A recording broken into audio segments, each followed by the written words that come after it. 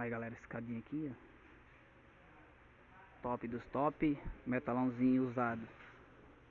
Esse aqui 150 por 50 na parede 2 mm.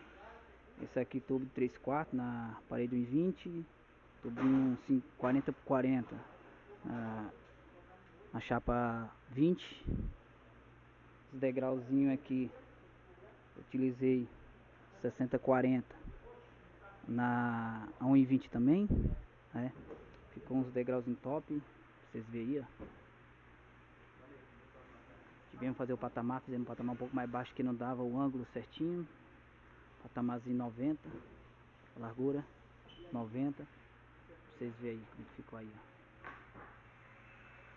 Top dos top. Ver se consegue ver por aqui, ó.